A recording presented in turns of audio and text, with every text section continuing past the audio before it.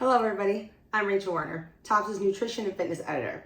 So last year, I don't know if you guys remember, there was an issue of Tops News where I created a dish called raw apple crisp.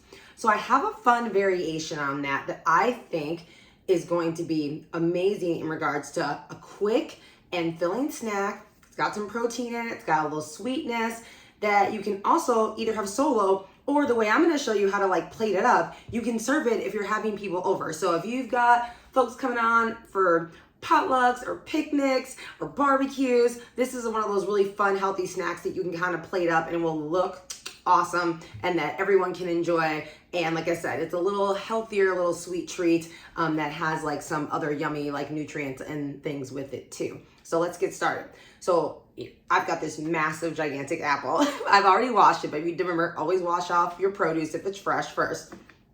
And we're gonna cut this into rings. So I've got a clean cutting board. And then because, like I said, I'm plating this up like you would if you were going to serve this to some guests coming over. So we're talking, this is gonna be for about a serving of 6 to 10, just so you know. I'm not gonna probably plate up the entire thing, but I'm gonna do enough so you can see how cool it's gonna look. Okay, so let's go ahead, I'm gonna go ahead. So you're gonna try, so I'm gonna start cutting from the bottom of the apple so that I get rings, because I want it to be rings. So with the raw apple crisp, it was actually cut more into slices, but these we want to be like circles. So I've cut off my bottom. I'm just gonna take a bite just to make sure it's nice and fresh. Perfect, absolutely perfect. If you're wondering what type of apple I'm using, I got a honey crisp, but this will work with Gala. This will work with Fuji. And if you're someone you're like, I really prefer like green apples and you like that more tartness, you can do it that way too. Just know it's gonna be more tart than sweet. And that's not a bad thing. It's just all about your flavor profile preferences. Okay, so like if you're more of a Granny Smith fan for the green apple folks, that this will work with that too. So you can cut the apple slices. I'm making this about, as you can see, 1/4 to 1/2 of an inch or so, not inch, but centimeter, like so about a full centimeter or maybe even like 2. That's about, some people like to do it more like in inches. So then I would say about 1/4 of an inch. You definitely don't want it probably to be thicker than 1/2 inch. It just depends on how many apples you have. Like I said, I've got this one massive one for the demo here, because you need it sturdy enough, because you're gonna smear peanut butter on top of this, or sunflower butter will work too if you have nut allergies in your household. And then we're gonna put even more stuff on top of that. So make sure that the slice is thick enough that it can hold, it'll have some support to it, but that also that you don't necessarily have to maybe buy like 15 apples at one time. So I'm gonna cut a few more here. This is so fun. I'm so glad I get to demo this for you. So this is another one so you can kind of see. And again, your slices might end up being smaller if you end up having more of a smaller or medium-sized apple. I just wanted to make sure you were gonna be able to see me, it makes sense, and it actually work for. And so this is kind of cool. This one ends up with, because it gets the part with the seed, so it has this kind of little fun star shape in the middle. So yeah, super fun. I'm gonna cut one more. And then we're gonna go on to the next step. Okay, this one kind of came in about, I'm still gonna use it. This can be my little demo piece that I'll eat, okay?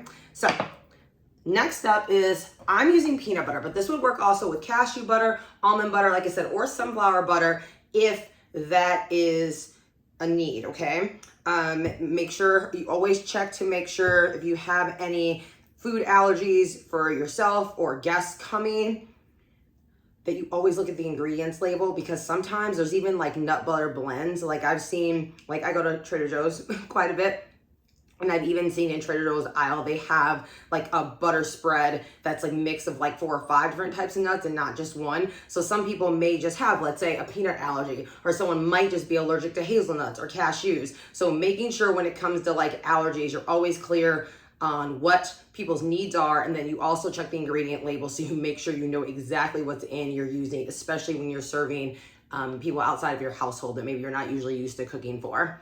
Just want everyone to stay safe and healthy and have a good time. So as you can see, I'm kind of smattering this on. If you need to measure out the peanut butter first, I would say you don't want to be using maybe more than probably like 1/2 of a tablespoon on any particular slice. If possible, again, you want enough that you're gonna cover the full base of the ring, And again, the bigger the rings are, the more peanut butter you need. So if you are using like a medium to small size apple, then maybe you're only gonna use like a teaspoon, you know, or 2 teaspoons on each apple slice. So you gotta kind of based on size. So enough that the bottom is covered, or I should say the top, because we're gonna put stuff on top of this, is covered, the base is covered, but not so much that it's like globbing on there, because we want it to still stay crisp. You don't want the apple to get too soggy. Okay, so then the next step, I'm gonna go ahead and slide my peanut butter over. Ta-da! I am putting granola on top of this. Like I said, this is kind of a little, it's a different spin on the raw apple crisp, because we're kind of making this up as like either like a brunch appetizer, or maybe it's a dessert for a barbecue. Okay, so again, I'm eyeballing this, but again, you're gonna probably stick with about, I would say no more than 2 teaspoons on each particular apple ring. And again, that's if you're using like a medium to a large size apple like me. If you're using a small one, keep it to a teaspoon or like a half a teaspoon, right? Again, enough so that it's covered, but not so much that you can't, like it's gonna get soggy and it's gonna break on you. Okay, so we want these to stay pretty stable. I'm gonna add a few like dried cranberries to this too, because ooh, I mean, look how pretty that is. But you don't have to. You could also use fresh pineapple.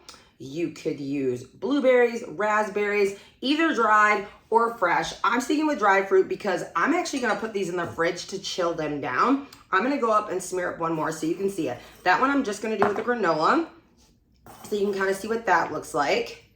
And then I'll show you the kind of plate that I use. Now, if you've got like a large double-doored refrigerator, you know, go crazy. Use it, and you know you've got like 10 people coming, use a massive platter. I'm kind of using like a large serving plate. So again, you see this one here, I just got the granola on it.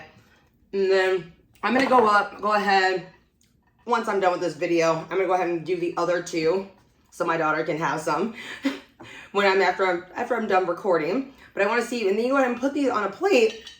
And then, if you're not gonna serve them immediately, put them in the fridge. That's gonna help preserve the crispness some, and then you can go ahead, like I said, put them in the fridge for an hour or some more. Maybe 2 would be okay, but not more than that. You definitely don't want to freeze these, if you have granola on top, because you don't want it to get too soggy. You could also use cocoa nibs, you could use chocolate chips, but with that, just make sure you kind of cut even more down on how much you're using for a topping, because you don't want the sugar content to spike up either.